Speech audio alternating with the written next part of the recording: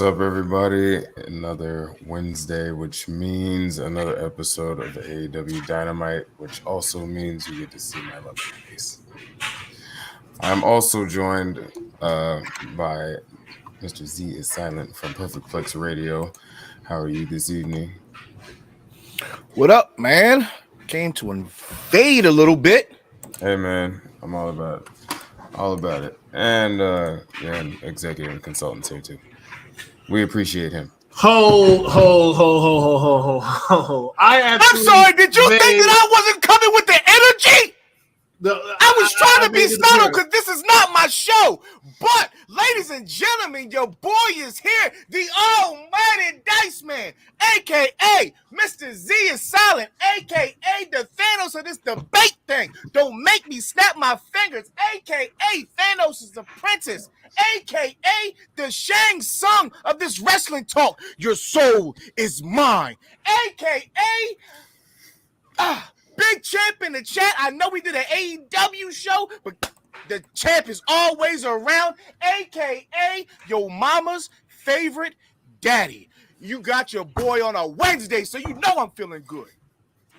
The floor is now yours, EC. Great. So I'm the exact opposite, right? You got me here on a Wednesday, so you know I'm not feeling good because now I have to review AEW Dynamite. I was home. I had absolutely nothing to do for once in my life, and then I popped on. No, my stupid-ass roommate, he was like, you going to watch the whackness? And I'm like, all right, fine. You know, I was playing WWE 2K22, beating some jabroni, and then we decided to turn on AEW, and that's what we did. And then, unfortunately, Ollie Joker's lovely wife here was unable to be on today's show. So I say, you know what? I'm going to go ahead and grace all you ham and eggers with my presence. And I don't bring AKAs. What I do is I bring the truth. And you're going to get the truth here tonight on this edition of AEW Dynamite. My man's in the chat. They set me up. They gave me the call. Like he said on Making the Band, he said, yo, how many battle raps you got? I said, listen, I'm always there. He said, tag me in, coach. I got you. So I'm here to drop AEW knowledge because we don't talk about it enough on Monday. It's not that important. They don't want to hear too much about it. But today, I got you. Today. And that is why we are here. And we will get started with Adam Cole, sashaying his way out as he usually does. To much fanfare to start off Dynamite. Because, of course, we were starting with Jeff Hardy versus Bobby Fish. I'll go over the match first before I reserve my judgments. Adam Cole is on commentary as a delight as he always is. Had a nasty dragon screw going straight into the barricade, starting this match off like hot. Sting and Darby were seen in the background, seeing scouting, as it were, because Darby's already in the tournament.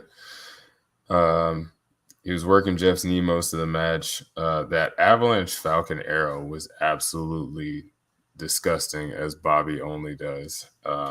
Huge fan of Bobby Fish, by the way. Then Swanton bomb to the win, and we'll get to the stuff that happened after that. Z, what'd you think? You know what? That was the worst Owen Hart match that I've seen thus far. I'll agree with that. It was pretty bad. It was obvious that it looked, unless he was doing a really good job of selling, Jeff Hardy didn't belong in that match. He looked very slow. He looked very winded. He just looked like, he wasn't under the influence. I'm not going that far, but he definitely looked like he was off or he was injured. I don't think that dragon screw did that much to him, but if it did, he didn't belong in that match. Honestly, it was very underwhelming, but it's not a bad start to a show that they hyped it up so much. It wasn't a bad start. It's just the worst Owen Hart qualifying match that I've had. That I've watched. So it was average. Sometimes you got to get the water lukewarm before you turn it to hot. So it was fine, but it could have been a lot better, especially what we know what Bobby Fish can do in the ring. We know what Jeff Hardy can do in the ring. And it just fell a little flat for me. Even the aftermatch shenanigans didn't fall for me. It was just Yeah, plane crash for me. Yeah, it was. EC, you got anything? I You're mean, muted. you good if you muted. You good if you don't got nothing. I can. No,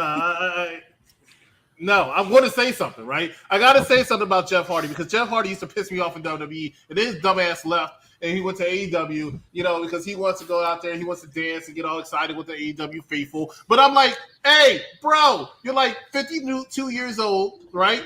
And you can tell, like, you come out there, you're looking all hurt, you look injured. I keep hoping that you're going to take time off, but when you take time off, you look injured. You're Jeff Hardy. You're one of the most charismatic superstars of all time. I give you all the credit in the world for everything you have done, and your career has lasted a lot longer than I ever expected you to do. I'm talking to him right now because he's watching. That everybody ever expected you to do. However, at the same time, what the fuck is this? Z, this is you. This is what you. What is this? What is this, Z? What is this?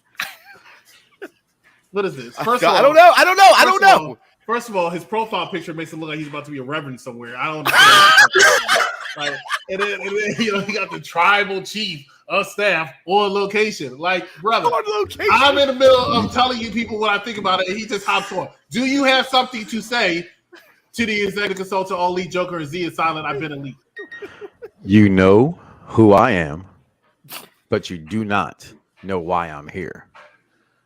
So, as the tribal chief of staff, as you have already acknowledged me and my fine fashion sense of my shiny Macho Man Randy Savage jacket that in your prime you could not rock that way, nor would you have the balls. I'm sorry, the cojones. No, I'm sorry, the marbles. No, I'm sorry, the Mike Knox with 3 X's balls enough to rock this jacket.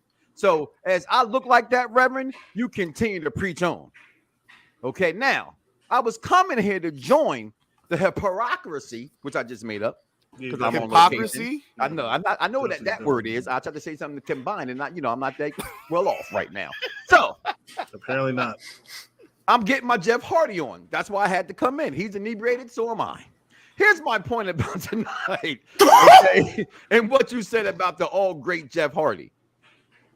I haven't finished saying anything. I was still making my point before you so rudely interrupted. I didn't interrupt anything. I just came on screen. I was muted. As soon as you popped up on screen in that outfit, of course everything's going to like, what did you think was going to happen? What did you think was going to happen? Order your fake plants and talk to me in the morning. Okay? Fine. So does that mean you're getting off now? One half of my jacket is more expensive than your whole backdrop. So, as I was coming on here to help defend what you were saying. I mean, if you and Seth Rollins go out there and wear stuff and call it drip. That's up to y'all, right? I don't care how much money you spend on it. If you want to waste money, you go ahead and do that. I want to finish my point about Jeff Hardy before you say anything. I never said you stop your own. I just came in here to be part of the show, and you went all left. Let me go ahead and talk about Jeff Hardy. Jeff Hardy, your career lasted a lot longer than anybody ever thought it was. Jeff Hardy, you are one of the greatest, most charismatic wrestlers of all time. However, it's time that you pay attention to where your career is going. Because every time for the last 2 to 3 years, every time you go in that ring, it looks like you are hurt, my man. And it's painful to watch. Yes, I would like to see you go up there. Yes, I would like to see you do a swanton bomb. Yes, I want to see you do one of those things. Yes, I want you to hit Mike so hard that his jacket pops off. I would like to see all these things happen. But it's past the time. Go out there, get your last hurrah, and then go out the way. And maybe you want to become a manager like Matt Hardy does. I don't know. But we might want to start thinking about the end of the road. Contact Boys to Men, because I think it's time, my friend. I think it's time. Tribal Chief staff on location. We're going to hear what you have to say, and then we're going to let All Elite Joker run his show, right? That's what we're going to do. Go ahead. You said it all. I usually do. And my name's not Clarissa. All Elite Joker, back to you. His name is the charismatic enigma, right? But he doesn't have the charisma. He doesn't have the charisma. We change All Elite Joker's name to Z is silent. I don't know. You gotta let me know. I said All Elite Joker, back to you. He said the takeover is hit. Did I tell you? Look at it now. Respect it. With the WWE Championship on the AEW show. Okay. Charismatic enigma, but yet Matt Hardy is the one with all the charisma because he's able to reinvent himself. What's outside of Miro? What else did Jeff Hardy have? I rest my case. Proceed. He doesn't need anything else. He does. He's stale. No, he doesn't. He's Bret stale. Hart. How much did Bret Hart change his character? He is. Bret Hart. We are not talking about Bret Hart. Oh my god. How much did Bret Hart change his character? Or was he the freaking block attack? Almost. Bret Hart never changed. Shawn Michaels never changed because they didn't have to. Jeff Hardy shouldn't have to change. Jeff Hardy changed a little bit. He changed in real life, so he changed as far as his in-ring ability. He went from being a heartbreaker to just that persona of the heartbreaker followed him. So he never changed. Stopped being so much the showstopper and stuff. He never stopped being the showstopper. I really feel like his character just changed a tad bit, but I see what you're saying, and I'm not disagreeing with you. But I see your point. But Jeff Hardy also, to me, doesn't need to change. And when he has tried to change with Willow and the other character, I never liked anything like he's that good. Matt had to because Matt didn't have the crowd in his palm of his hand the way that Jeff did. But I am curious to hear what Joker had to say. I am too. Hopefully Z will, stay silent. Well, after the match, the Bucks came down and checked on Mr. Fish. To which, of course, the Hardy Brothers then, had to stare down, which you're like, oh, okay, Hardy Bros versus the Young Bucks. But, just to piggyback on what everybody's been saying tonight, like, I want Jeff to take some time off before they do this last little push, I guess, because he looks hurt every time he's out there, and it hurts how I feel about Jeff and how I felt about Jeff for a long time because, I'm a long-time fan of Jeff's. So, I want to see him perform at the highest level in which he can, which is why I'm glad Kenny Omega stayed away for so long because Kenny's been away for a minute now. But all because he wants to perform on the level in which he knows he can. But we'll see what happens. Hopefully it can be a really good match and they'll shut us all up. Anyway, next we had a promo from William Regal talking about the BCC and all the scars that they cause. Promo, showing the training, if you want to call it, based on them beating the hell out of each other. But, yeah, they're here for scars. And so that set up their match versus the Butcher, the Blade, and Angelico. I already know you got something to say about it, Z, so have at it. That match was terrible. That match was really bad. And I am one of the people who I'm still, I don't know, the BCC, it just feels like that's kind of demoting both Danielson and Moxley. They're main event guys. They should be upper card, and they're in lower to mid card trying to do what? If this is going to be the trio faction, right? They're better than everybody else right now, period. Even Undisputed Elite, they're better than them, period. So it kind of, I don't see where they're going with it. We need something else because they're just going to run ramshot over everybody that's a tag team. Who do we see stopping them? I don't see anybody. So I didn't really care for this match. I'm also one of the people that I actually like Butcher and Blade. I really do. They give me really old school wrestling, hard hitting vibes. But I just thought Angelico and Angela, whatever the fuck his name is, they kept messing his name up. I kept messing his name up. So whatever his name is, he with them, no chemistry at all. It was just like, who can we put with these guys? Let's put you over here. Like, I felt I didn't see any chemistry with those guys. They deserved to lose. The match was very underwhelming to me. And I thought that if you were going to have the Butcher and the Blade lose to BCC, you didn't need all three. It could have just been a tag match with Yuta and Moxley or Danielson, but not Moxley and Danielson because they clearly would have just demolished those two. But bring the young guy up to tag with one of them against Butcher and Blade, I thought would have been a better match than having a trios match. I can see that. And yeah, I kind of wished it was just a tag match. I was wondering why it wasn't just a tag match. I appreciate what Danielson and Moxley are doing with the BCC, which is, trying to raise younger talent and bring up some newer talent. I kind of want them to have this just monstrous run through the tag team and just faction circuit. I think we're gonna get to BCC versus House of Black after they get done with the stuff that they're doing with Death Triangle, which we'll get to later. But yeah, I'm always just excited to see them come out because I just like watching them beat the hell out of everybody. EC Chief, either of you? I'll go. So here's my thing. I'm going to surprise a lot of people. One of my favorite wrestlers is in this match, right? This guy.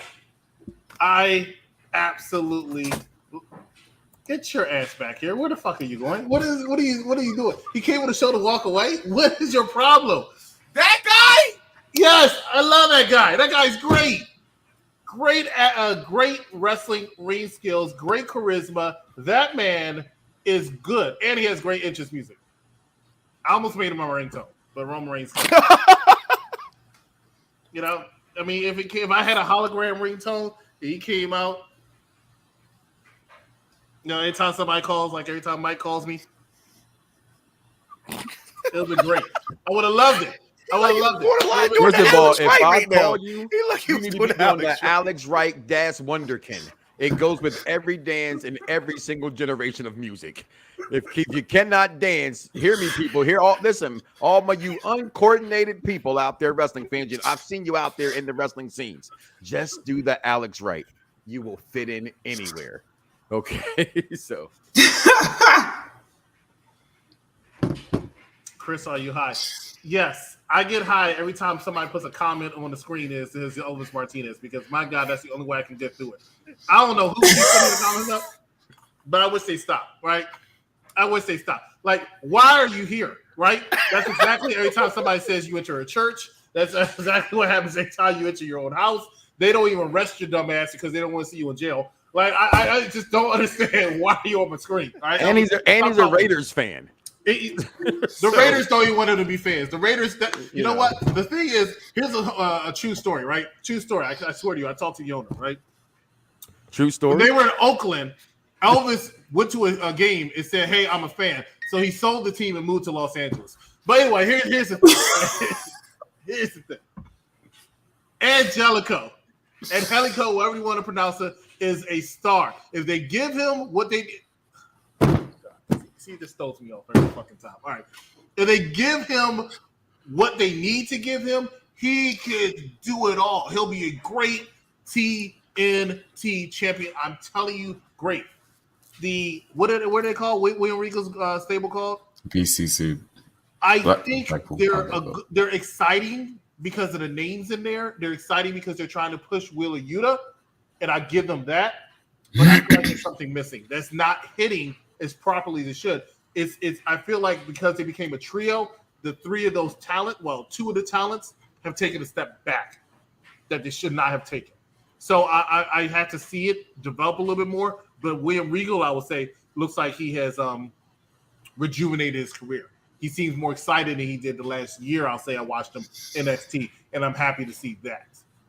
I still think Jon Moxley's on his way out of WWE, though. Can I, if you don't mind, Joker, this is where, to me, and last time I was on your show, Joker, and sorry for me not being there live and live in color, but it's okay. I mentioned how much I really loved and wanted to see this come together, right? Dice knows I'm a huge Jon Moxley mark and Daniel Bryan mark. These are my guys. There it is. There it is. There it is. Screw you. All right. So, anywho, just having this come now, and I get the whole push for the young guy and everything like that. It is not doing what I thought it would do. I thought more than just three. I thought if you're going to do this, then build a stable of it. Because if AEW is a stable-driven company, so I didn't want to see three in Regal. And I know that technically counts as a stable, but to me it doesn't, because I don't see, other than a couple bumps, Regal getting any real action. So I thought the way that Jericho did with his faction, bringing those young guys over, I thought that's what they were going to do. And so for me, I lost my, some investment in this way. And not to mention for me, which doesn't come to surprise anybody else, I'm not a fan of Old Bull. So who they also chose, I thought they chose the wrong guy. out of all the young people they have there on, in the workings. But that's just me, Joker. Hey, man, we're all entitled to our own opinions, and that's all that matters. Nah, sometimes people's opinions can be dead fucking wrong. Just all right. While that may be true, we're going to move on from that. Speaking of wrong, Hold up, Lee Joker. I hate to interrupt you, but it's at that 20-minute mark, which means it is time for a commercial, ladies and gentlemen. We'll be right back. Stay with us. You're watching Unpopular. Agent confirmed. Stand by to go live. On my mark. 5. You have a wife, girlfriend? 4. 3. Whoever she is, I'm gonna find her. 2. I'm gonna hurt her. 1. And then I'm gonna kill you right in front of her.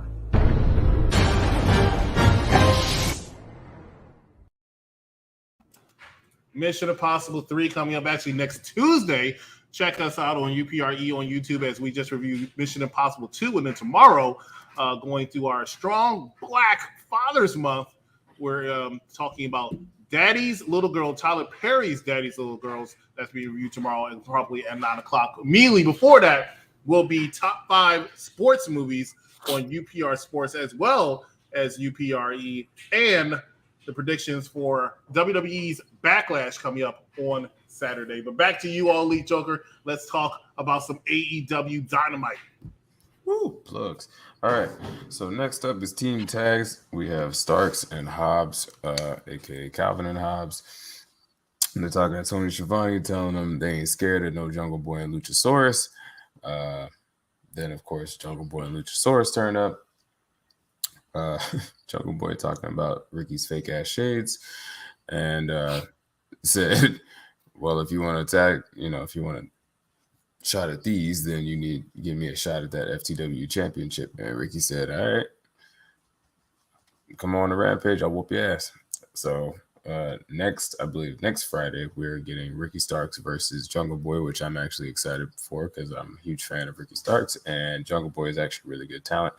I feel like he use a little bit more work in the charisma and stuff, like not his in-ring stuff, but like promos and everything. But like, great start, and he's very young, so we can see that in the future. But definitely excited for that match because in-ring it's going to be absolutely amazing because Ricky can turn it on and off in an instant. How did you guys feel about this promo? It was some mid. It was some mid. I mean, It's because Jungle Boy was there. yeah. I I don't see what's so special about him, but I mean, he's okay. But it was some mid. Luchasaurus is the real star of that. Bro. So, Give me doesn't matter. Luchasaurus versus Dominic Dijakovic, please. It'd be But, so good. out of that, anytime I can hear Ricky Starks talk, I'm cool. I think Ricky Starks is a star. So it wasn't that bad, but Jungle Boy versus Ricky Starks, I'm not interested. But just to see Ricky Starks wrestle, I'm cool with it. Agreed. EC. Before the tribal chief of staff goes on his, Jungle Boy is Luke Perry's son. No. I'm going to go ahead and talk about why this segment didn't do much for me. That's how that feels. What? That's how what feels? When I say something someone else is going to say before they say it. Yeah, I mean, we all know your story. You know what I'm saying? He's a Luke Perry guy. But I'm going to say it like this. Dylan McKay. Jungle Boy is uninterested in me. Here's the thing, and I wanted to mention this a little bit later when we talk about Adam Page and we talk about Thunder Rosa. Right now, in my opinion, this is not me hating on AEW for all you Hammondakers, smarks, come attack the executive consultant. AEW has very weak champions. Outside of Jade Cargill, I think AEW is in the least spot when it comes to their champions, right? Now, Jungle Boy is a great talent in the ring. Ricky Starks is an okay talent in the ring. I don't think he's that great, but I think he's okay talent in the ring. But what Jungle Boy lacks is charisma. Ricky Starks upscales it. What Ricky Starks lacks in the ring, which is not bad, but what he lacks in the ring, Jungle Boy makes up for it. So this too, you would think is a good pairing. However, unfortunately, I'm still not that interested in it. And that's because I'm just not a big fan of Jungle Boy. I wasn't a fan of Dylan McKay. I wasn't a fan of that fucking show. And I don't understand why every single week at 6 o'clock p.m. on Monday, I have to hear about some fucking Dylan McKay every time we mention Jungle Boy. Thank you. Well, first of all, because his father, even in his death, has more charisma than his son. And second of all, you don't know shit, because here's why you don't know shit. And I'm going to tell you why the shit you thought you just said about me was wrong, because I actually agreed with everything you said there, except for the things about his father. So, the thing is because we don't say every Saturday, every Monday. We don't even talk about AEW that much. So to get to come on here to be with Joker, it's kind of a. They do talk about AEW a lot more than you think, fans. So tune in on Monday. I guess we do, but looking at this situation, of course, I see Jungle Boy being young, and I like that you said that, Joker. That's one of the things when you mentioned. I said, you know what, he doesn't get that credit for he is young and he is kind of green. However, he has the look and he does have the pedigree of who he is related to. Right. So if he can get some charisma that he does like that Starks does have, it should be a perfect pairing. But I'm also not here for it. But I'm not here for it because it's Jungle Boy lacking in that department. So, but they're going to win. And I do say this much. If you're going to say that AEW has weak champions, as much as I love Jay Cardell, she's also a weak champion because she's so green. So as you walked off like Dice would, but just physically on the camera instead of, not physically. Well, back to you, Joe. Virtually. I'm trying to give you the respect of not interrupting you for that bullshit you just popped in. How dare you? How dare you just sat here? Because if you're gonna call somebody ham and eggers and smart marks, then keep it a bean. And I am keeping you will never insult Jay Cargill. I'm not insulting her. No, yes, you are. Yes, you are. She is that bitch show's champion. She's a baddie. Okay, I get that you get the lotion or the spit or whatever it is you use at night. Anything she asked me to get. Whatever she asked you to get, I get that. You would actually feed her eggs butt neck with a bow tie. I understand that. However, no problem. That does not take away from the fact that she's green also, and by being so green in the ring, that makes her kind of a weak champion as well. Because I do not think they have weak champions. Because yes, I am a fan of one Adam Page, and I can't wait to talk about that part later, Joker. So I'll let that go right there. I feel for you, Z. Every Monday you have to deal with this because this is ridiculous. This man just insulted Jay Cargill. Like, a clash I didn't insult anybody. I just keep it real, which is why you don't understand why. No, you see, the problem with keep fans, it real goes wrong. This is exactly what it is. The problem with fans, and why you can catch Perfect Plex on every Monday at 6 p.m. And for the past 14 years, the show for the intelligent wrestling fan, because fans are fanaticals. And being fanatic means as a fan, we're a little crazy, and we all crazy. So I'm just your fan's favorite fan and your hater's favorite hater. And by saying that, to say one thing and one thing only, you have to be honest. Get out of your fandom and keep it a bean. If you're not doing that, you're not doing your job talking to people watching us that we hope to put into the Patreon that you can go to at patreon.com/unpopular reviews. Now, Joker, take it away. I am keeping it a bean. Jay Cargill is the #1 champion in AEW by far. She's dominant, right? She's dominant. They make her She's that charismatic. Way. Okay, that's because that's what she is. They make everybody whatever they want to make them. You're right. Because wrestling that's wrestling. Right. I get that. I'm not saying that. I'm not saying she's not the. You sat here and we talk about wrestling. Would you? Anyway, so back to the task at hand. Next we had Keith Lee and Swerve and a promo, which is great because those two wrestled with each other on the indies. So I'm so glad they have been able to reconvene back here in AEW.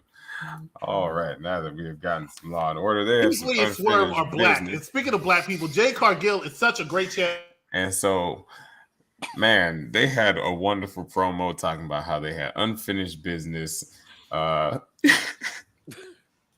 Keith Lee used the words, I think, dubious and scrupulous, which, I'm always here for theater with Keith Lee. Gentlemen, how did you feel? Z, I'll let you start so everybody has time to cool off. With all due respect, because I'm actually coming around to Swerve, it's something about Keith Lee that I just do not like. I don't know if it's the booking that they do with him, but I didn't like it so much on Raw. I barely liked it on NXT. It's something about it I don't like, but this seems like you hype both of these guys up so much when they came, and now you've put them in a tag team. This was boring. This was boring. It was trash. Like, what the hell is their name? Swerve Limitless or some goofy Swerve in their glory or something? It's stupid. What the fuck was that? Like, come on. Like, I didn't like it at all. I didn't like it at all. It was very corny to me. Pretty much the only other black wrestler with credibility right now is Scorpio Sky, and he's forced to be in this goofy ass storyline with Sammy Guevara. And you have Keith Lee, who's obviously main event status. You have Swerve, who's obviously main event status, and you put them in a tag team for what? It was corny to me. Didn't like it. Because they're black. I literally. Did you not just hear me? See, now it's time for me to I'm saying why they're in a tag team, not what you're saying, because what Tony Khan has done. Because Tony has a big announcement. You ready for this? He just said it again. He got another big announcement. Ain't nobody. Oh, yeah, he got another third. He got a third show or some shit right there. Like, yep. Yeah. So they're black, so blacks must stay together. He's getting on my fucking nerves. Tony Khan's a dork. All right. Tony Khan reminds me of? What's the dude that the Wu-Tang can't fucking stand? Martin Scorelli, whatever his name, Farmer Bro. That dude, Tony Khan reminds me of him. He's a fucking dork with a lot of money, and he feel like he can do whatever the fuck he want to. Like, I can't stand it right now. Like, oh, we got a new announcement. We got another announcement. Like, who cares? Just let the shit be a surprise. Like, whatever. But Swerve and go ahead. Okay. I do know for one thing, Tony has to make the whole announcement thing to appease Turner because he got in trouble. I forgot what it was, but they did I think it was the Sting thing, and Turner wasn't happy about it or whatever. So that's why I've been getting announcements ever since. But anyway, then we had Wardlow versus a mystery opponent. I mean, the internet pretty much knew immediately who it was when he made all of the references. It was Mr. Morrissey, but Big Cass, for all of you who know him from WWE, came out looking like money. Like, I was like, Jesus, he looks like if Edge took a lot of steroids and somehow grew taller and was like, like 10 years ago. That man looked like a monster. Like, when he came out, I was like, Jesus Christ. I've seen him on Impact, but just something about him coming out just next to like MJF and Spears just towering over them, and then towering over Wardlow, just looking like he's ready to wreck house. And then I love what they're doing with Wardlow, with his ushering in with no music, because it's going to make the pop all the more better whenever he does get some music again. Yeah, big hard-hitting match with big guys. I enjoyed it. I was about to say, two big beefy boys just and slams. All right, the end. Z. Actually, you know what? No, I'll start with somebody snatching here. If you don't mind, Joker. I was about to say, actually, yeah, you start. I actually am loving, like you said last week, the internet knew who it was as soon as he dropped all the bombs, but Morrissey was coming out.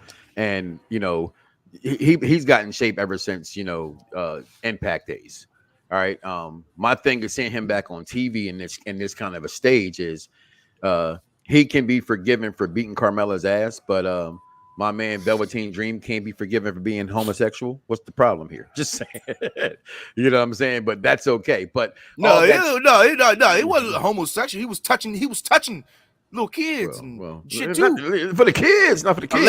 Allegedly. But, right. That's my point. So here's what I'm trying to say. Or past that part, rather, is he just was another lamb to slaughter for Wardlow. So him coming there was he got jobbed. right? So you expect to see more from him. You bring him back, who should be somebody who could be a big player. Look how you just popped for him coming out, Joker, right?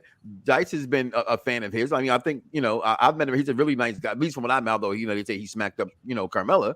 He seemed like a really nice guy when I met the guy, you know what I mean? But he's money, but he came out there and he got job and I posed this question. I was going to try to hold it till Monday, but again, I don't know how much of TNA comes out on Monday sometimes after a pay-per-view. So is Wardlow like Goldberg status, on the way to Goldberg status? Because that's what I see. I've been seeing that for like about a month now. It's like he's on some next Goldberg type onslaught. And I mean that, and not just from how they're booking him being a monster with the cops and the security, right? That's the obvious comparison. It's the comparison where, he's better on the mic than Goldberg ever was. Okay. Second, he wrestles better than Goldberg ever was. But here's where I'm comparing the comparison. Goldberg in the beginning was a freak fucking athlete. And when you saw him do backflips and the things he did, that's what kind of really impressed you with that look and that aggression that he was portraying. Wardlow doing that flip today was insane. And like Goldberg in those times, every week when he wrestles, he debuts something different. It's like shocking for his size and his stature. And I think that's what's the appeal with Wardlow. All right. So, but we know where it's going to go to. But tonight, again, I didn't like it because of how they jobbed out Morrissey. Chris, executive, that is. You know who William Morrissey reminds me of? His look? Tall, really muscular, looking dominant. Jay Cargill. That's who he reminded me of, right? And Jay Cargill is a great champion and would never have lost to Wardlow. That's all. Wardlow, in my opinion, is being the best of any athlete in AEW. When I find out who's getting fired by putting these comments up, I can't wait. Because why? It is at least Facebook, it goes to YouTube, right? Because Facebook probably already found out who he was and said, oh no, we're banning you. And he said, why? I definitely disagree with this. And they said, I don't give a fuck. I don't like you. Goodbye. So then he went to YouTube, and YouTube's going to do the same thing. So Twitch is calling you next. But anyway, here's my thing. Wardlow is being booked better than almost any wrestler in the world, in my opinion. That's AEW, that's Raw, that's SmackDown, that's NXT. I love the way this man is being booked because it's making me, who was not seeing exactly what everybody saw him other than his size, start to appreciate him more. I started seeing it actually, just like the tribal chief of staff here said. I started to see exactly what the appeal is about him. He's better on the microphone. He's debuting a new move. And now I'm just saying, I can't wait to see him go to Raw or SmackDown. Because I think when WWE, when his contract ends, and Vince says, you want to come to a real company? And he says, yeah, sure. It's happening. Yeah.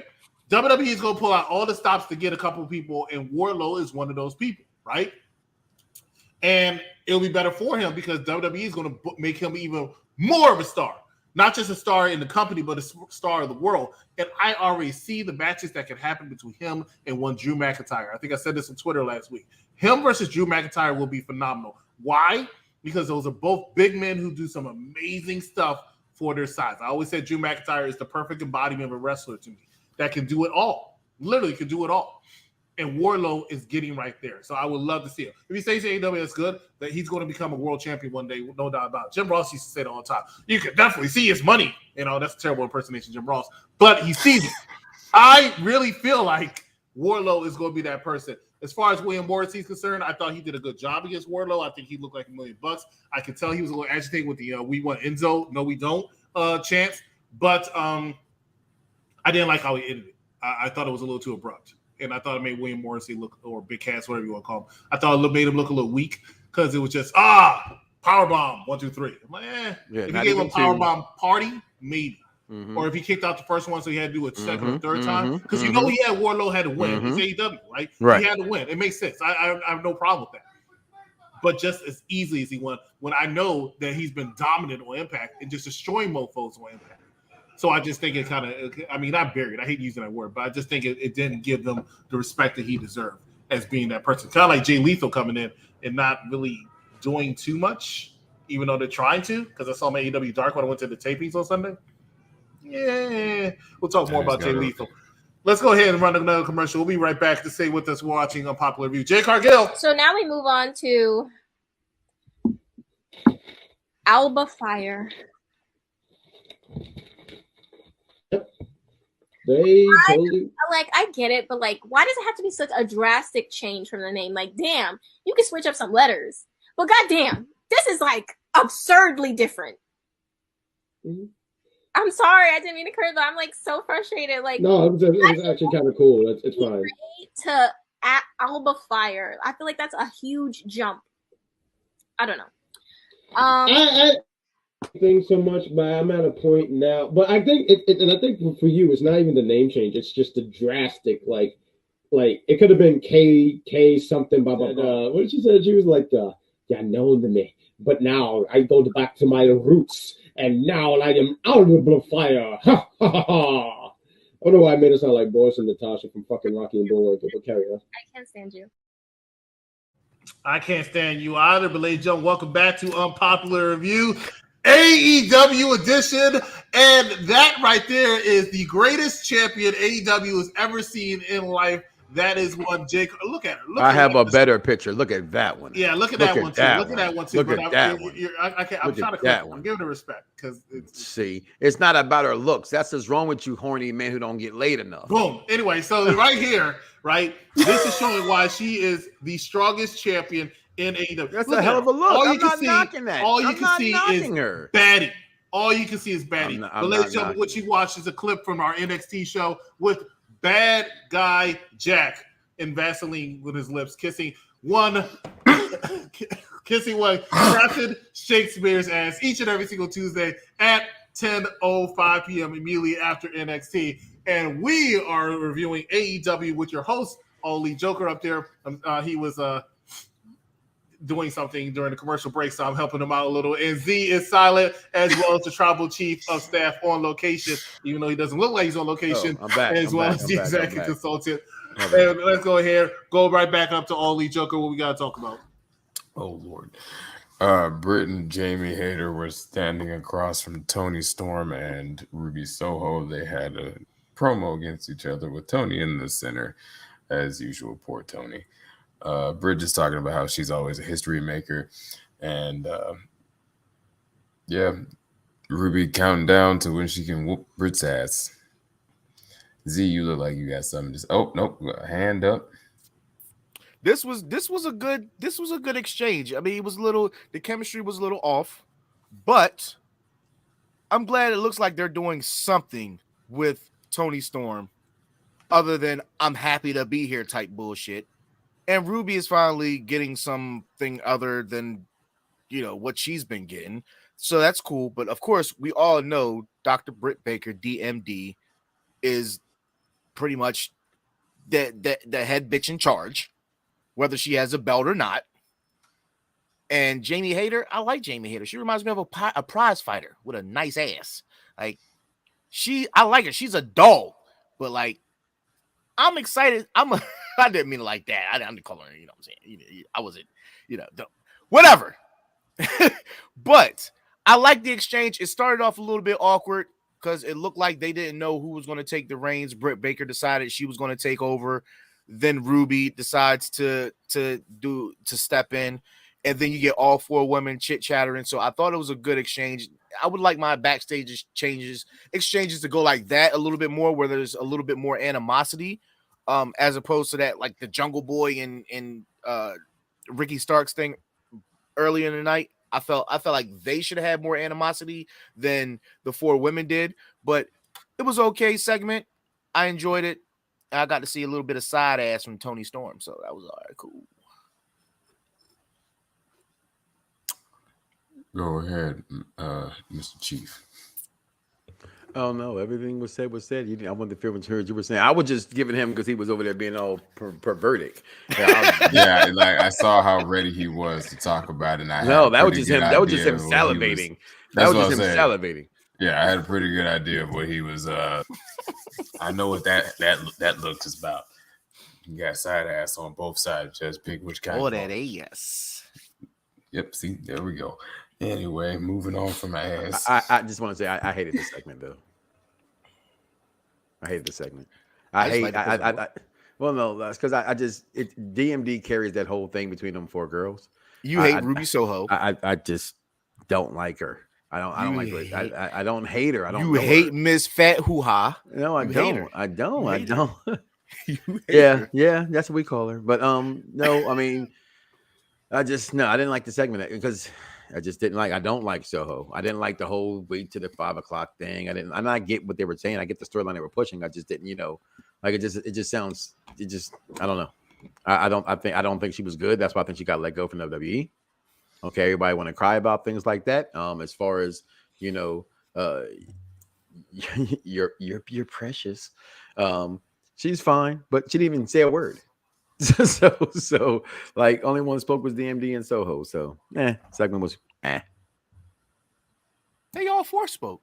It was at the end. Yeah, I don't think he was paying much attention, which is fine. But Ruby Soho, that counts, okay. I'm a big fan of Ruby Soho, Ruby Riot. I've always been a fan of Ruby Riot. I think she's a tremendous talent. I see why WWE let her go to a certain extent. I didn't agree with it, but I saw why they let her go. And I'm glad to see she's actually getting something to do in AEW now because she was floundering there for a while. Ever since she lost to Britt Baker, she wasn't really doing much. So I'm glad she did it. That means that they had to put her with Toni Storm, who I really want them to utilize Toni Storm because I think Toni Storm could be a player. Before she goes back to OnlyFans full time. Whatever. I always was a fan of Toni Storm. I really wanted her to do something. I really was disappointed in her because I felt like they were going to do something with SmackDown. Cake in the face aside, I really felt like they were going to do something with her on SmackDown simply because of the fact she is really talented. She's very charismatic and she has it.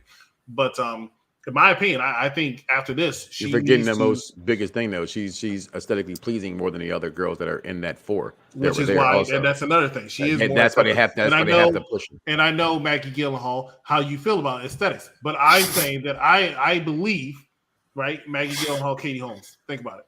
But I'm just saying, right, and I was like, okay, well, we just talked about this yesterday. But I'm just saying that Toni Storm's a star. Like I really wish she stayed in WWE. I really wish she stayed on SmackDown.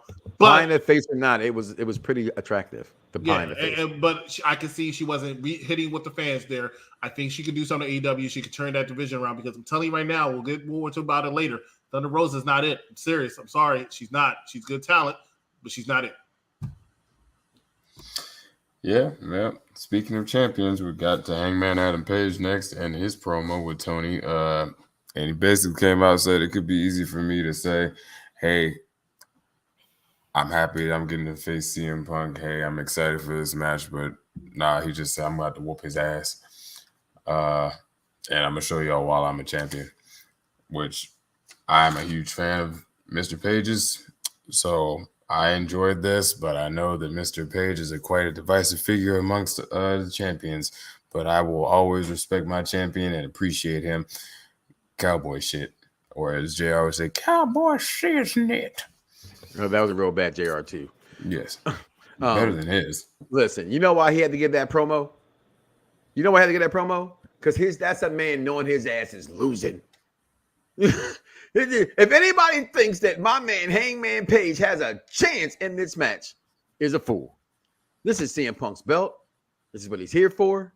This was supposed to help push that coming a little bit further. They haven't had a champion that can push. I love him, but he was too soon to be with the title. I got it. I get the lineage that was being built for him to have it. It made sense in a way to me anyway as a fan. You know what I mean? I thought it kind of made sense, but he hasn't been the greatest champion. He's been a good fighting champion, but he hasn't pushed the company by being champion. And your champion's supposed to do that. Wrestling fan, AEW fans, Impact fans, Ring of Honor fans. Your champion's supposed to sell your company. I love Page, just not now. He needs to go back to the promo school just a little bit more. It's there, but somebody needs to push it out of him. Okay, that's how I feel about Mr. Page. I love him, but go ahead and shine that thing up nicely. Turn it sideways and then go watch The Cock and watch Young Rock and see that great episode that played yesterday. Executive consultant, you got something to say over there? Because I know you hate the Hangman. I can't stand Hangman Watch Adam Page. Cock. I can't stand Hangman Adam Page. I think he's a terrible champion. I think he's the most boring champion. I'm surprised he's had the championship this long. However, I will say this.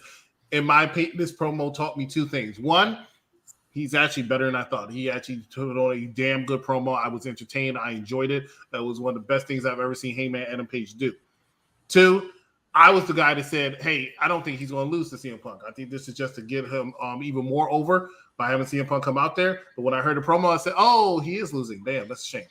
I agree with you, Mike. I was hoping he was, but when they gave him a little heel turn right it was there, a kiss of death promo. I was like, oh yeah, kiss of death promo. That's what it was. Because if he was a babyface, the whole job would be CM Punk trying to make him an even bigger superstar. Just keep the escalation going. But, yeah. And sorry for my friends in the DMV. I know a lot of my friends were there who didn't get to see Punk. So, if he's there, he just wasn't on TV. No, he wasn't there. Okay, so that sucks. But Adam Page, I'm sorry, bro. I'm sorry, man. CM Punk is going to win the title, and I'd rather him not be the one to win the championship. I think his presence, not him holding the title, his presence actually makes AEW a little bit more credible. Him winning the title, I think it's not. I'm gonna tell you why I would say. I understand partially where you're coming from. I'm gonna tell you why I think he has to have the title, CM Punk, right? Because since being back, it's been questionable how great he is still. You know what I mean? That's been openly criticized. Is Punk still the best in the world? And certain things didn't work. And you see him, right? He's like a Cleveland Brown fan. He's like a Raider fan, right? Actually, I feel like I'm watching the Batman. Is he about to die? Are you saying that because he looks like he's wearing Catwoman's hat? No, I thought because he put the tape around the face, like the Riddler. Either hoot. Spoiler alert if you haven't seen it. Okay. But spoiler alert, if you have seen it, you probably look at like Zia Silent does right now. He's dead in sleep. Yeah, that's how I felt after seeing the Batman. Hey, I like that movie. I've seen it. I've seen it multiple times. It's a great movie. I watched it I'm sorry. It's a great. Are y'all finished with this? This is boring. What's boring? No matter how much you try to hype this up, it is boring. The Batman.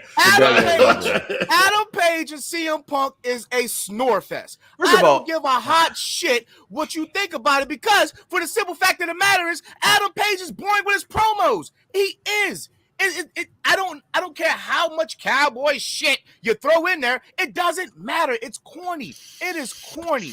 It's not going to get him over. The shit with the Dark Order didn't get him over. Bryan Danielson didn't get him over. What makes you think CM Punk is going to get him over? It's boring. And to put the strap on CM Punk right now while he is still lukewarm, he's not hot. Very lukewarm. Very lukewarm. It's still a boring move. So if Adam Page wins, and it's a boring move. If CM Punk wins, it's a boring move. It doesn't matter. Neither one of these guys need to be champion right now. Period. See, this is where and again, I don't disagree.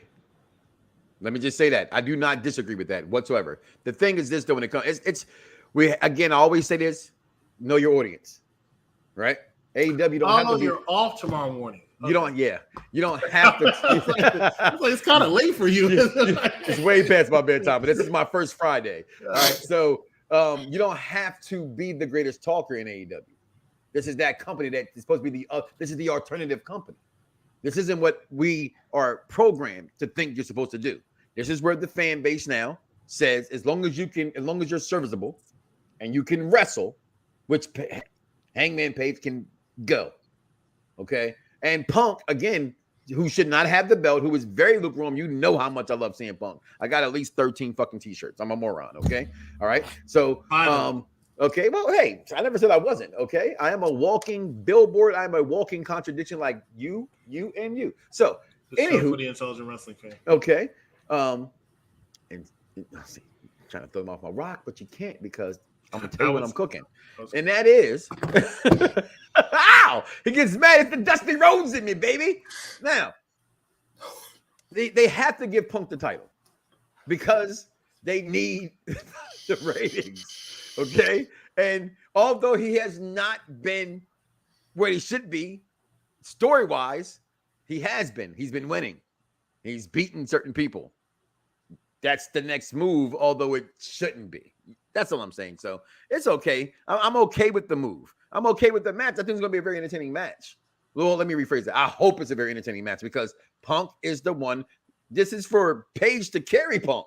So maybe, damn, now I'm talking it out, Chris. Maybe you're right as like a consultant. Maybe he does win, but the promo kind of scares me, Joker. So not with that promo. Trust me, it was. Yeah, I thought it was a kid for death. I just don't That's want to why... see 864 days. That's what I don't want to see, and I'm afraid that's what we're going to see. You know, he wants to have another long world title reign. And AEW likes having a long world title reign, so there's nothing wrong with that. I just don't need to see CM Punk do that again, right? But you know, All Elite Joker, I really want to hear from you. I want to hear your thoughts on this. I have to hear your thoughts on this. It's just. As much as I love damn it, it's your show. Yeah, like as much as I love Adam, I feel like if you're gonna put it on Punk, now would be the time. I also feel like if they're gonna put it on Punk, I feel like MJF's gonna be the one to take it off of him because they had that amazing like. I felt like MJF should have been the one to to beat Adam Page.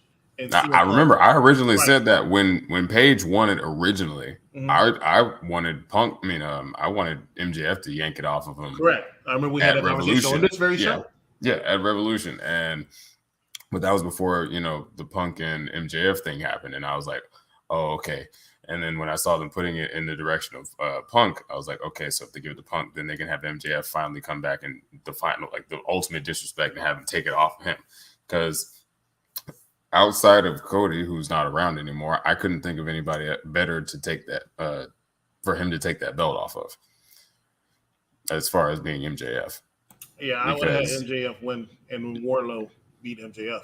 Exactly, and that would be the circle of life that I would follow as far as that would be concerned. So, I'm not super concerned about Punk holding it for a super long time. I know he likes long title reigns, and they very well could do a long title reign, but because of the history and they have so much footage and stuff that they can go back to with the stuff that between Punk and MJF, it really wouldn't take much to reignite that spark again, and we could have that even. Honestly, as soon as Full Gear or Revolution. But that's how MJF wins the belt, though. That's how he has to win the belt from the biggest guy from that. Well, the biggest guy they got from that company. That's not Daniel Bryan. So you think there's a reincarnation of Summer of Punk? See this? You don't see this too often. You see this? I see it a lot. I see it a lot, actually. Every time you come on Monday, you try, but you fail, but you keep returning. So it's like you when you walk off. You try to walk off, but you keep coming back every time. I need to save it. Sometimes I just know more bullshit is coming from you, so I just want to make sure it's built up. But if we're going to talk about MJF taking the title off somebody, honestly, I'm looking at AEW's rankings. He's not even in the top 5. Mike is funny. They're which is weird because they're contenders. It goes as this for the men's champions. It's Adam Page is the champion, Scorpio Sky, and then the contenders at 5 is Adam Cole, 4 is Sammy Guevara, 3 is Jon Moxley, and reason I don't even know why, because he hasn't had a singles match in like a month. 2 is Frankie Kazarian, which they just inserted him. I don't know the last time I seen him on a streak of singles wins. And then number 1 is CM Punk. So it seems like they just plug and play whenever, because they put Frankie Kazarian in there. But I don't think that if they would have put the belt on MJF, I think a lot of people would have said it's too early. MJF does not wrestle a lot. He talks every week, but he does not wrestle a lot. Off top, how many times do you think you've seen MJF wrestle on Dynamite?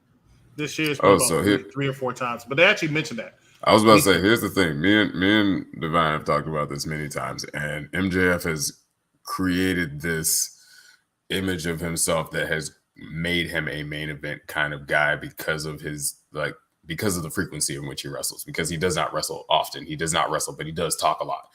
And that talking is what usually gets him in those matches. And again, after the bloodbath that him and Punk had at Revolution, Punk will, if MJF crosses him or does something stupid or does something to mess with Punk, he's not going to back down to that little shit that he beat down already.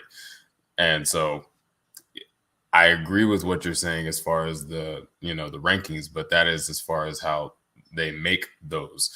But if, there's been plenty of times where a champion's been like, hey, we can fight, because the champion has that option. He has, just looking at their official rankings, he's not ranked. His career is 31-11.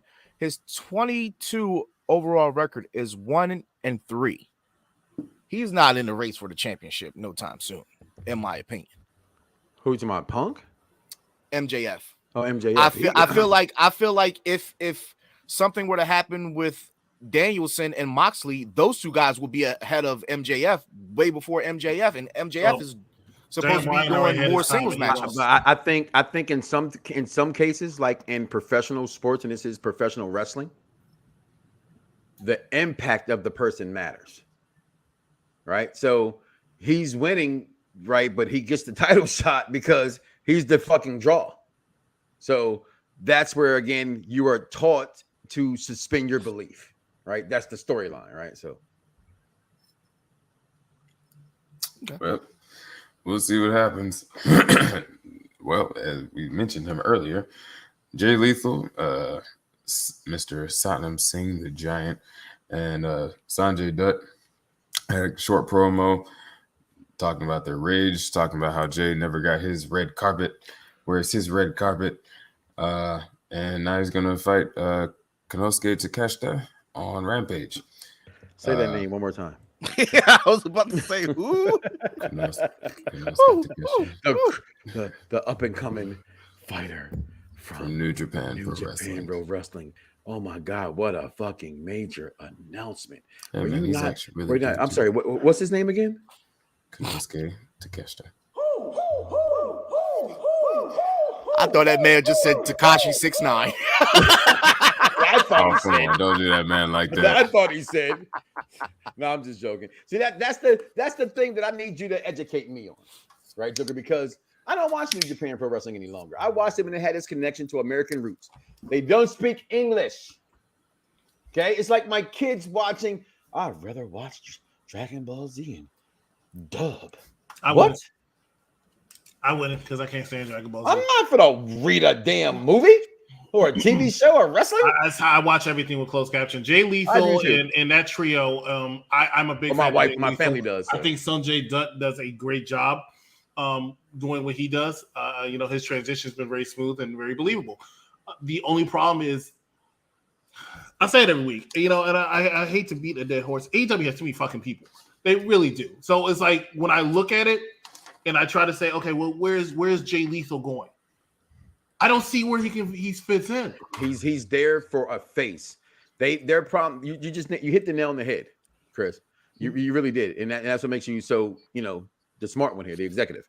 Because seriously, if you kept this roster, to be honest here, with an Impact or a Ring of Honor roster, AEW would be blowing the fucking socks off the doors right now. Okay, you're talking about a good solid 60. You could still have both shows and push everything into your agenda, and I would believe you would push that needle more than where it is right now because you would showcase that time more. The thing is that and this is why I do think Tony Khan's a fool and he's trying too much. And he was cool to see him in the back in the NFL doing the draft and all that other bullshit. Just show, look, me, Vince, I got a team you don't have. Listen here. Vince doesn't need the team, although he wants the team more than motherfucker. But the thing is this: when it comes to like you're pushing too many envelopes, but trying to make everybody happy too fast, doing too many things. You want to give them the days off. That's what it is. They're getting the days. They're resting more. They're resting. They're getting paid almost good. They're getting paid good money. I don't know where it is, but they're getting. He can't keep that up. He can't keep that up. Certain wrestlers are getting WWE money. That is right. True. Certain wrestlers are. You're right. I'm not saying that, but I'm talking. You're absolutely right. But the other ones, they're. So I think at 365 days, I think WWE's roster wrestles about 285. They don't get that many days off. At least they used to before pre-COVID. Okay. Before pre-COVID, since COVID, their schedule's a little lighter. Maybe 270. They lost about the average WWE wrestler, as of now, wrestles Monday. Right. Yeah, with their own Raw wrestler. They wrestle on Monday. They have Tuesday, Wednesday, Thursday off, and they wrestle every other weekend.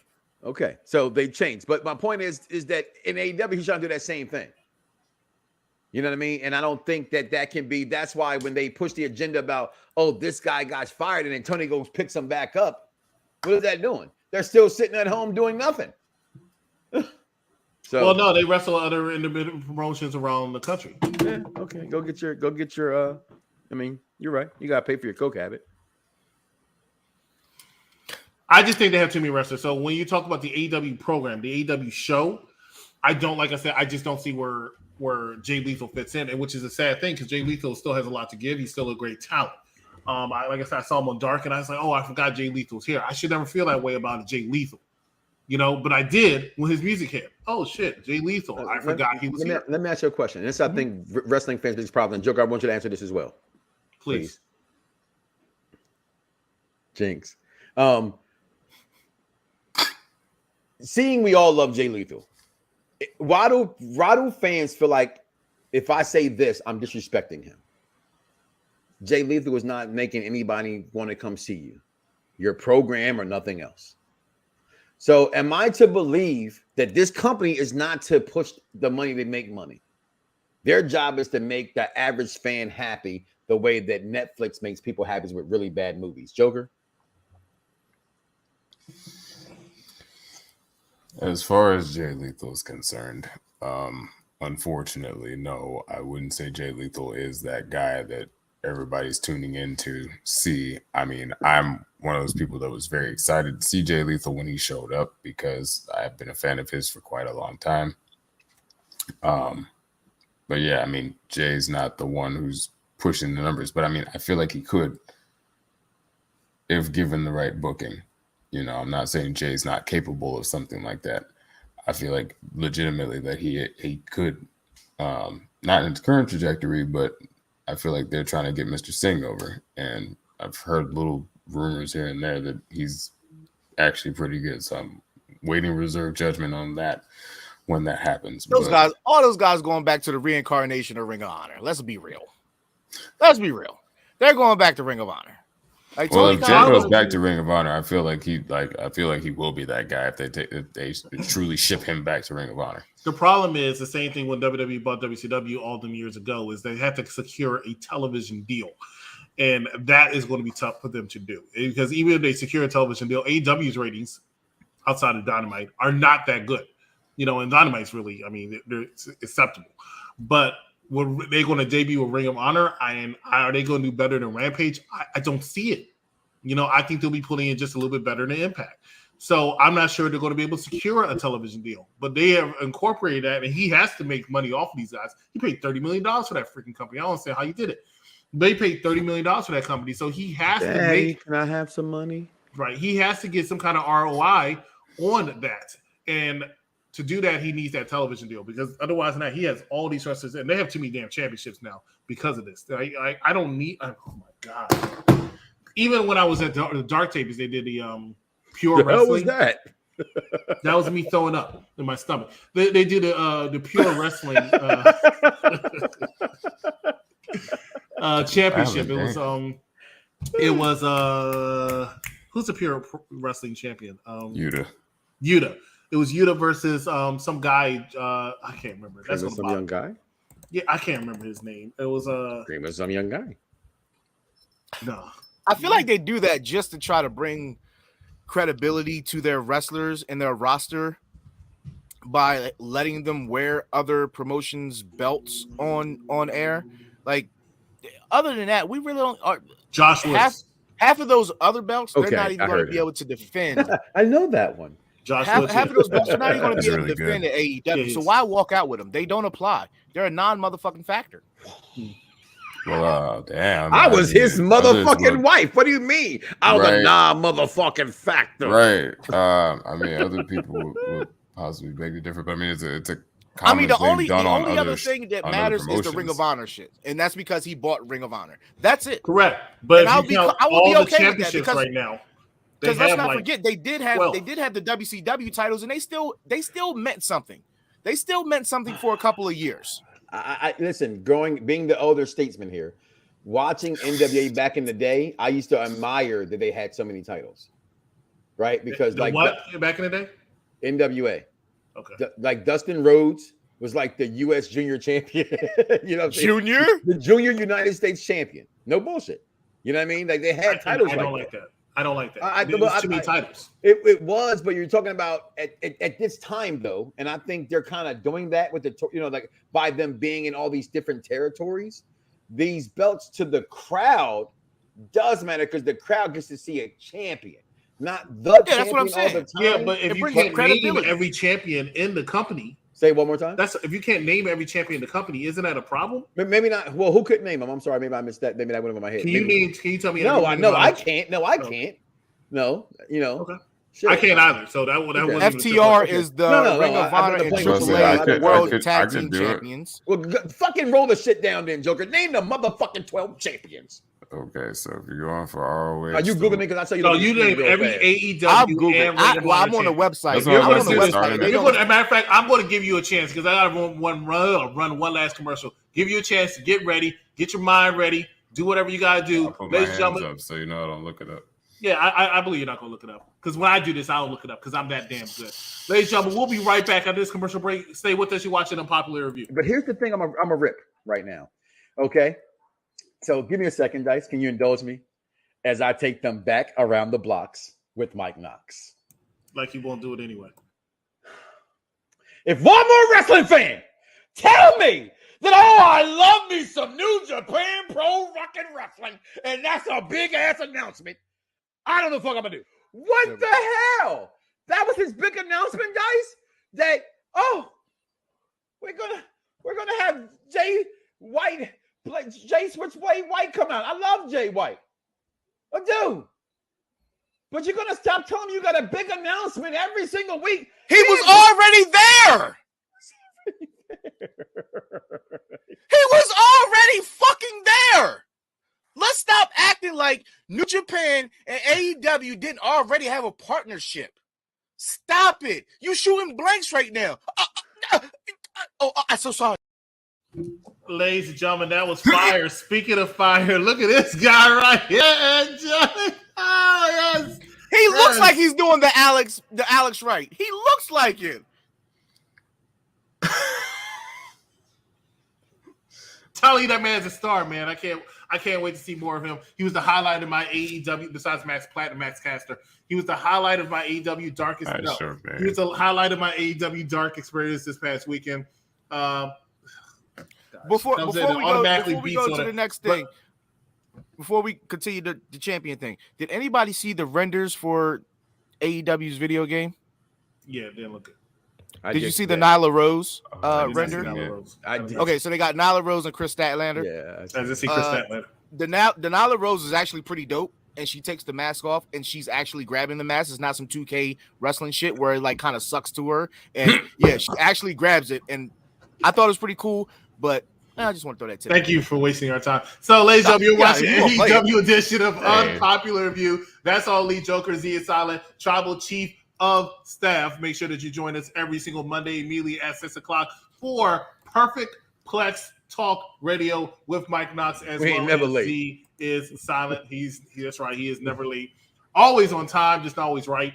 But this is what now we're watching AEW Dynamite Review and Results Show with All Elite Joker and filling in for Divine Intervention. She's so great it took three of us to do it. Right. Is Tribal Chief of Staff, Z is Silent, as well as the Executive Consultant. He sent out the AEW signal and we all said, bing! Oh, that's my thing. That's what I started liking freaking Deshaun Watson. Yeah, but when I saw him do that in the end zone, I was like, oh, what's that dance? That's not what he does. That's not what he can't do that. No, he does the Alex, right. That dude, like, he should be one of the figures, one of the putties from Power Rangers, and you're not going to disrespect.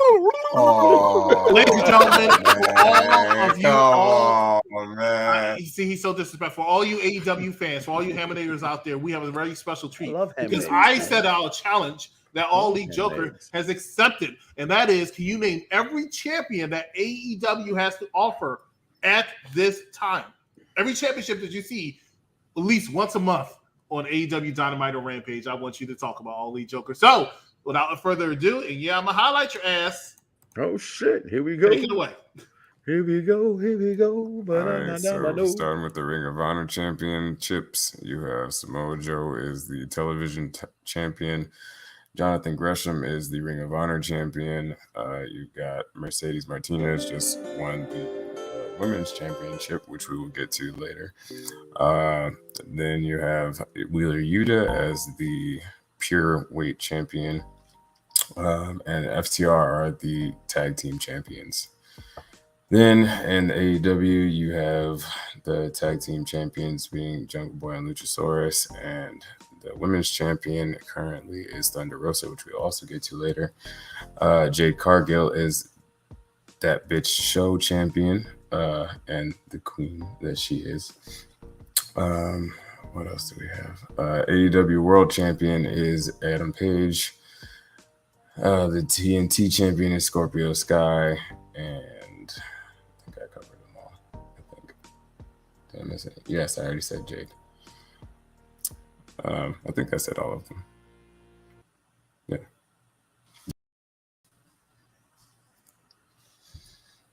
Right. So the only thing you missed is the FTW champion, which is none other than Ricky Starks. It's not acknowledged. It's not acknowledged by them. Well, they announce him as the FTW champion. They do announce that when he comes out. They sure diddly do. Yeah, but I mean, I'm not going to hold that against you. You did a very fantastic job. Much better than I would have.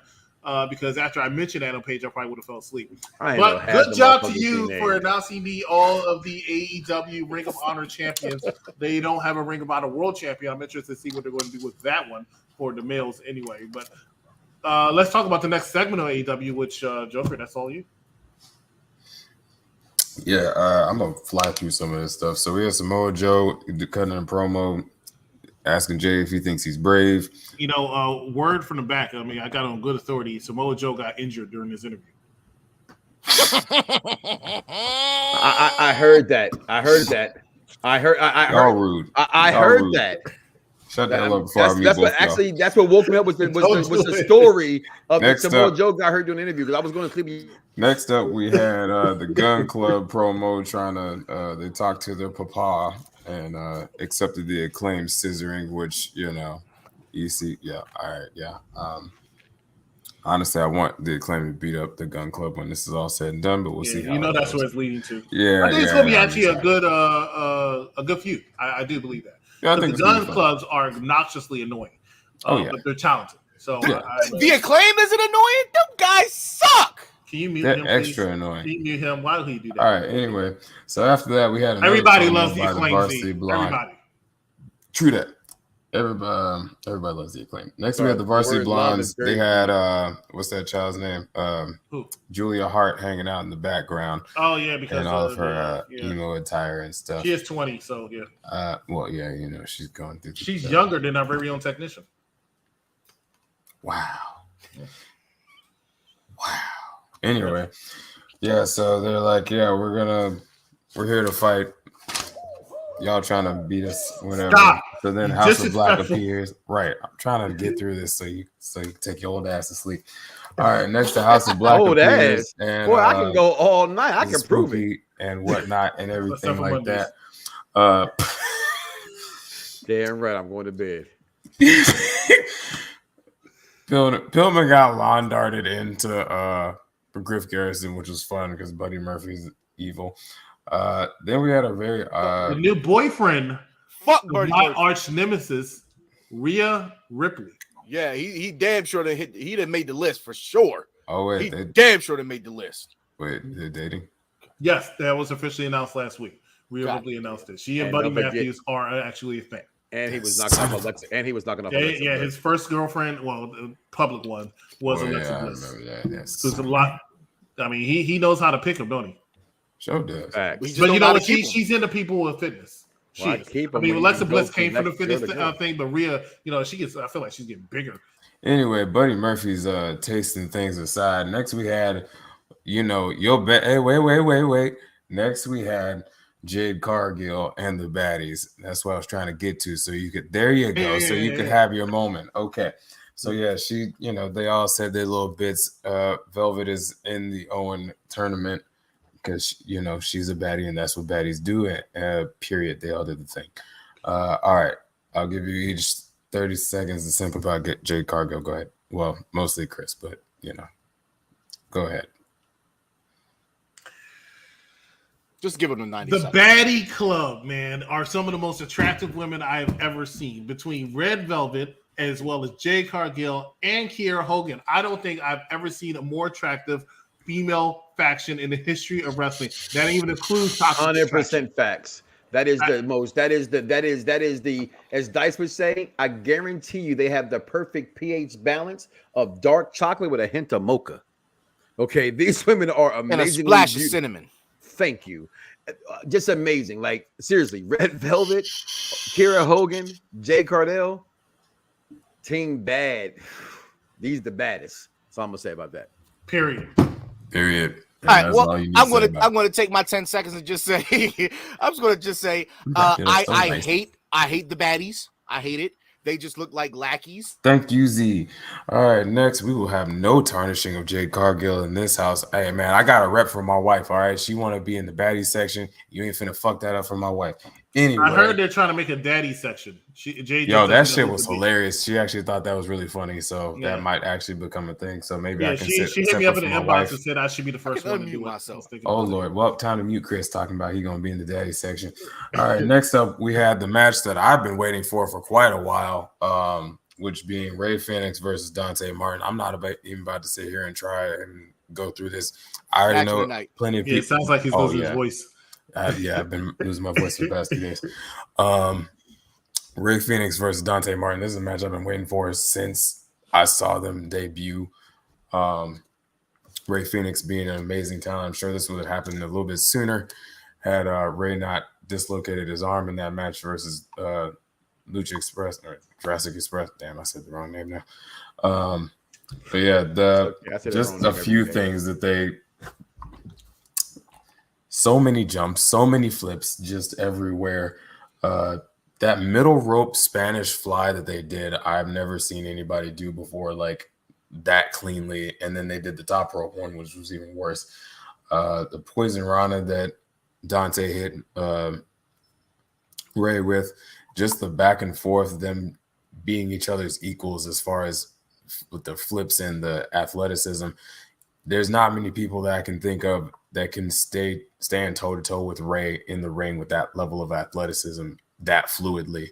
And Dante, we have to remember, is only 21 years old. He's 21. He has so much time, and he's already that good. I can't wait to see what happens. I mean, Rey hit him with a disgusting pile driver for the win, but Dante has just grown leaps and bounds since his brother's gotten injured. That's where I can't be here and say that you know who I am, but you don't know why I'm here. Because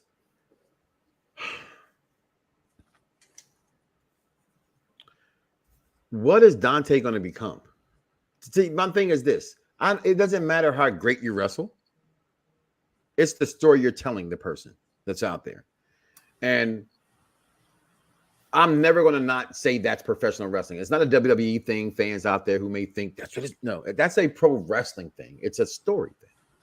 I don't know who Dante Martin is besides a good wrestler. And so I can't, yes, he's young. I get that. I'm not knocking that. That does give him a big, you got to give him that, see what he can develop into. However, he has nothing else but that going for him to me. Like when I can't get behind a glue colored looking black man wearing a badge that says Black Lives Matter, I believe that's a problem, and I'm pro-black. I love Dante Martin in the ring, but what are you telling me, kid? That's all I'm saying, Joker. I had to say that. Well, I feel like Dante for me almost kind of feels like, Jeff and a lot of other guys in a younger age because, Jeff didn't do a whole lot of talking back in the day. Yeah, exactly. Jeff was the energetic one and did all the fun chat, all the fun stuff. And we sing his praises. But Dante Martin doesn't do that, though. But Dante Martin doesn't go to the rope before he doesn't move and does some kind of, hey, I'm here. Or, Yeah, he does that once he's in the ring. 2.0. I'm about to say he does that in the ring. Yeah, exactly. He doesn't do that in the ring. That's what I'm trying to say. Did you not just... He went to the middle of the ring, dove over the ropes, got on one knee, did his little thing. He looked exactly like Ricochet. Okay, I got Ricochet that part. 2.0. I got that part. Okay, Ricochet. What did that get Ricochet? It got him to be King Puma or whatever his name was. Tell me a good promo. Tell me a good promo from Prince Puma / Ricochet. However you want to name him. Tell me a good promo. I'm not naming. I'm not saying that. Excuse me. That's why. Hold on. I'm going to interject here because I want to say something real quick. And we still have like 2 more matches to go, and we're at an hour and a half mark. So I'm going to go ahead and interject here. I see what both of y'all saying. I want to talk about the actual match, which was a decent match, albeit a little too acrobatic for me because I told you it's too many flips and spots for me. But my main problem with this is I don't think Rey Fenix should have won. right? And the reason how come I don't think Rey Fenix should have won is he's in a program with the Death Triangle versus House of Black, right? With Dante Martin, to a certain extent, what Mike's saying, but not exactly what he's saying, does not have a program at all. He lost his brother again due to injury, and he's not doing anything. You might as well just go ahead and have him. It wasn't going to hurt Rey Fenix. Wait, his brother came back and got injured again? So there's no reason for not wrestling, though. There's no reason for Rey Fenix to not take a fluky L, like a quick roll up or something at the end, and then go on the Heart tournament. He doesn't need that gives him something to do, while Rey Fenix, like I said, already has something to do. So I disagree with the finish of the match. The match itself was fine. It did exactly what it needed to do for everybody who might saw Ole Joker. Because when I was in the dark tapings and he had mentioned it, that he was having a match, I heard a lot of the Hammerniggers, the ones with the tooth missing, they were like, ooh and all. And I was like, okay, fine. That's like that, dog. They got like 3 teeth missing. Stop being fucking nice. Okay, I'm trying to be nice. Okay, I can't be an asshole all the time. But that's what I think about. But I do see what you're saying, Tribal Chief. I somewhat agree with Ole Joker. Z is right. You weren't paying attention, obviously, to the whole match. You probably played the game and watching the movie and watching the television show all at the same time. So I know how you are, right? But that's what it was. Ole Joker, let's go to the next step. And I'm sorry, because you did cut me off, and I was trying to cut him off, Joker, and I apologize. Give me 13 seconds. Right. It wasn't just the fact 13. When I say in the match doing what he's doing, I'm not saying that one stunt that he did. You mentioned Jeff Hardy. Jeff Hardy made multiple moves where he would go up and let you know I'm here. I don't think Dante does that, so the comparison for me didn't match. That's all. Fair enough. But I feel like he can get there, especially with the talent that he has at his disposal, that he can mirror and learn from. Fair enough. Next up, we saw the Owen Hart tournament bracket for the first time. Jeff versus Darby, Ray versus Kyle O'Reilly, Samoa Joe versus a Joker, who I wonder who that's going to be. Adam Cole versus Dax Harwood are the ones we're going to see up first. Very excited to see how this plays out. Yeah, that's pretty much it. Next up, we had Thunder Rosa in a promo, which that was interesting to say the least. She tells her story, explained how she just wanted to elevate the women's division, and just how, when she got her early start, or when she was, starting, she drove 8 hours to see the number one contender, who is Serena Deeb. And she pops up, talks smack, and he's like, if you want to have the best women's division, you have to have the best woman wrestler as the champion. So here we go. Deeb gets a lot of respect that we don't know about as far as the wrestling world is concerned, but I don't think she's the best wrestler. I've watched a lot of her material. She's been a trainer for WWE for years, but I've never ever watched her and said, I think she's the best wrestler in the world. I've never watched her and said, I think she was the best wrestler on the card as far as women's concerned. She's really good. She's really good from a technical standpoint. She's really good. But for Thunder Rosa to say that goofy shit, I thought she was about to say like Eddie Guerrero or somebody. You know what I'm saying? Like, what the fuck are you talking about? Serena is who you traveled 9 hours to see? It wasn't believable to me. And had Serena had more crowd behind her, her promo was really good. But it wasn't believable because they literally just started this whole thing between them like 2-3 weeks ago. So it wasn't believable to me. What she said was really good, but the crowd was flat on it. The crowd gave her no reaction at all, and that completely decimated her promo. Her words were really good, and the story between those two was great. But the crowd was the problem, and for that alone, it brings that whole storyline down for me. I'm excited to see the match, not the actual story, but the match I'm excited to see. I don't necessarily care about the story anymore because the fans kind of ruined it for me because they really didn't believe in Serena. I don't think they've ever believed in her so far since she's been ruining there. something. What a twitch. They ruined the damn. Listen, they gotta stop letting them chant anything they fucking want. They chant every single match. Every single match they was chanting. Like, what are you chanting for? Like, it's stupid. We want to show the world that we support AEW. You're just taking after Tony Khan. Hey, look at me. I'm doing something here. Anyway, so John Silver had a promo next. They're going to Long Island, the only place where they will cheer MJF. John Silver's gonna have a match with CM Punk, so we're gonna see that. Always happy to see John in the ring. He's very rather explosive and very small. Always have a good time watching him in the ring, so excited to see that. And then we had the main event, which was Mercedes Martinez versus Deonna Purrazzo for the women's the unification of the Ring of Honor Women's Championship. I'm sorry. This was why I was here. So you knew who I was, but you didn't know why I was here. It was for this main event. This is where if it's okay with you, executive consultant, you ham and eggers with your 3 teeth. Pop for this match. I don't get. Can you put that back up there, please? Oh, wrong one. My bad. Wrong one. Okay. Mercedes Martinez. Again, I always have to have my disclaimer. This is no disrespect to the women or the workers involved in this match. None whatsoever. Congratulations, ladies. You got a chance to main event on Dynamite. Congratulations. Nothing against that. Deonna Purrazzo. Nothing against her at all. But this is a joke. This was, in all fairness and respect to the men and the other women in the locker room of AEW, to put this on as your main event during the NBA playoffs. That you're going to have a show on, but you're on the NBA playoffs. You have to know how to come to the stage and play big ball. When you go to a casino, if you go to the $5 table, go over there and sit with the people who don't get free drinks, and they have the ugly women and the people with 3 teeth and who are ham and eggers. And I love ham and eggs. Okay? But you are on TNT where the big boys play. Okay? And that was your main event? I don't use these things often. I'm not a meme person. Y'all call them memes. I don't TikTok. I talk tick. And that was your main event? No, that was what you guys would say. And all you have said out there, you know who I'm talking to. You, not just in this room, but out there in UPR land. That was your wish version of Monday Night Raw's main event. And that was a one-on-one versus. That was just horrible to me as a main event.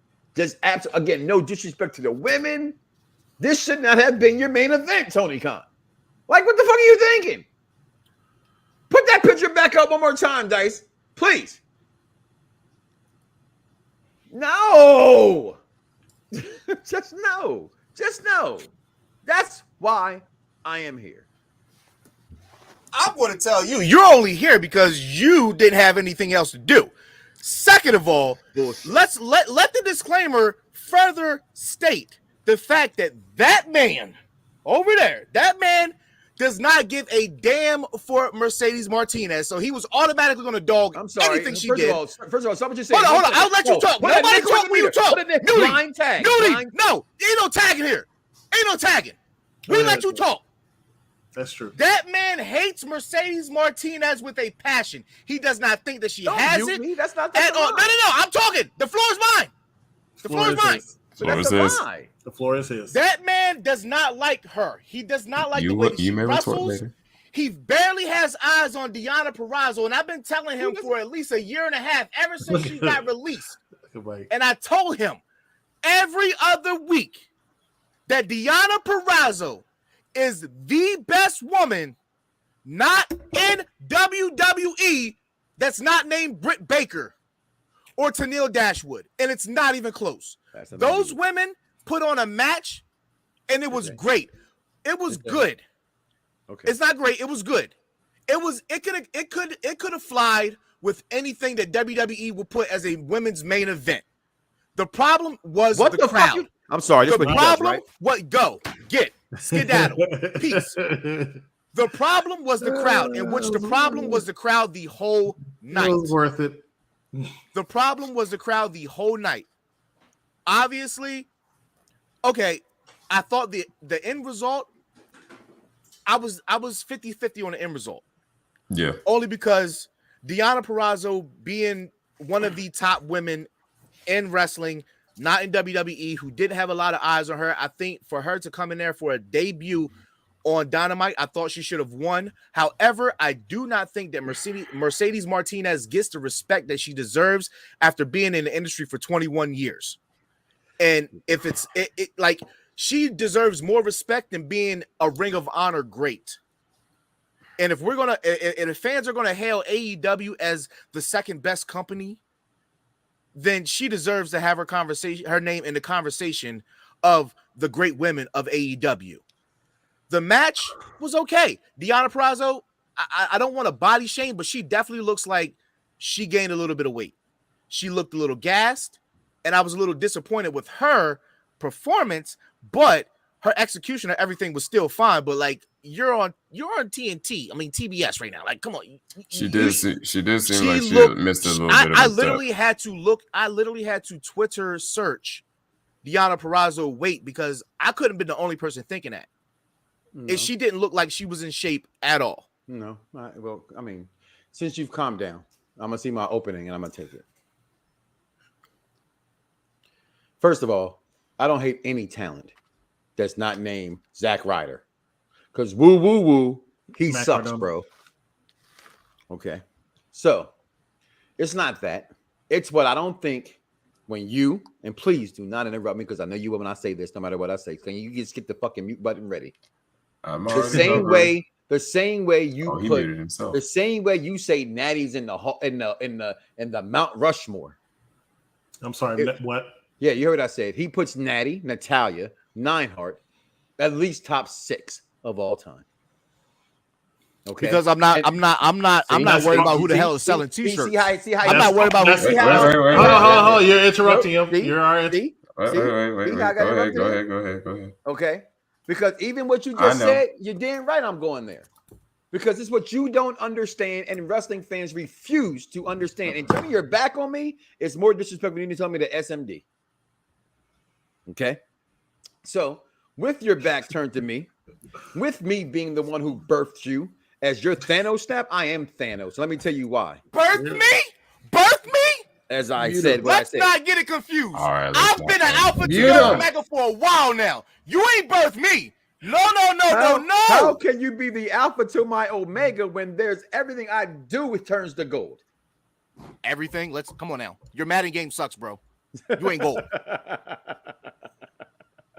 Every Monday at 6:00 p.m. Watch these two go at it with the perfect plex. But today we are talking about All Elite Wrestling right here. Unpopular review, All Elite Joker. My point. Your thoughts? He brought up my Madden game. That's so below the belt. Purrazzo. I mean, you said you birthed him.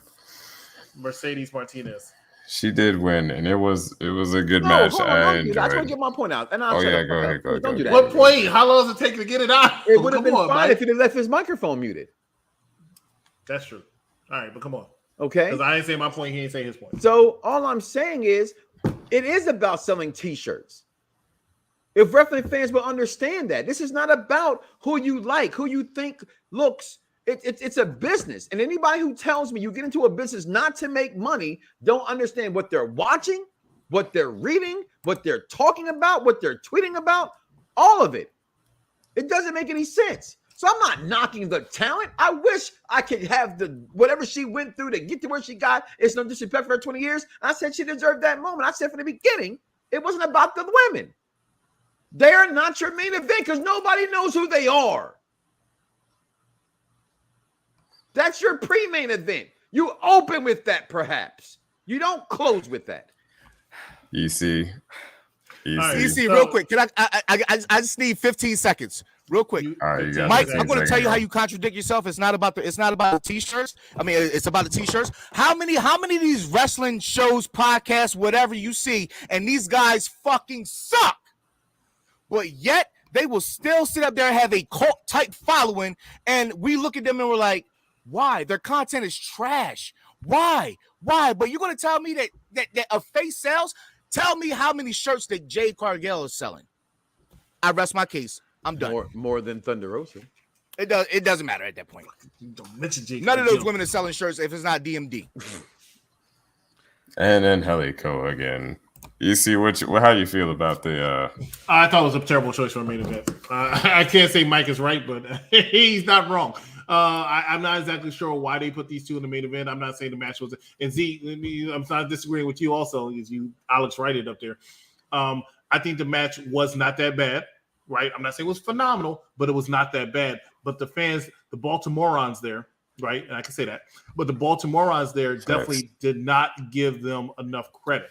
I can't disrespect Baltimore. But at the same time, she I didn't can deserve disrespect that Baltimore. crowd. But I can tell you right now, Baltimore, despite what the AEW will tell you, Baltimore is a pro WWE town.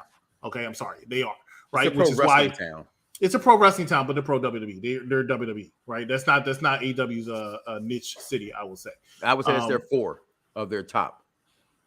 I would disagree. Baltimore, DC is there's a big, huge DMV fan base for those guys. That's all. DC, I might give you. Baltimore, I won't give you DC. They're Philly. They're the same thing. You'll see if you want to know who. If you want to go through the AEW top crowd, then thank you for interrupting me, Mike. Which you did again, right? But if you want to go through the AEW crowd, look and see where they go all the time. They do not go to Baltimore that often.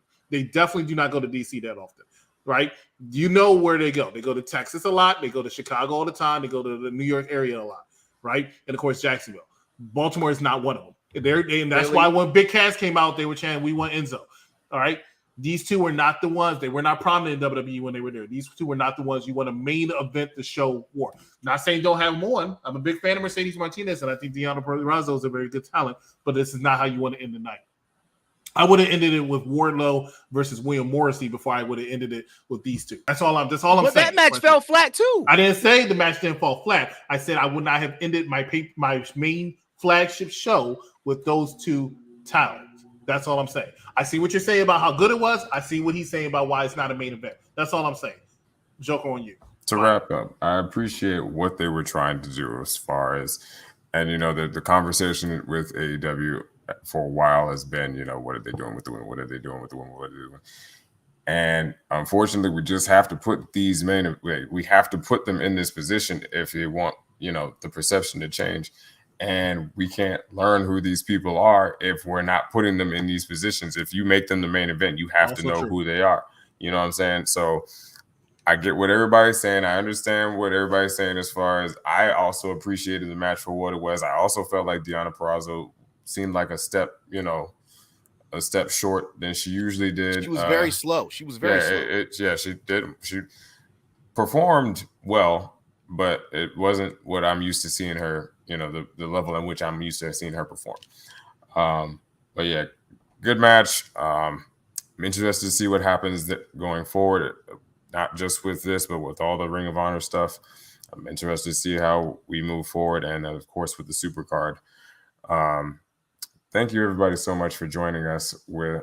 Thank you so much to all 3 of my co-hosts. Babe, I hope you feel better. And thank you, everyone, for joining us this evening. EC, plugs.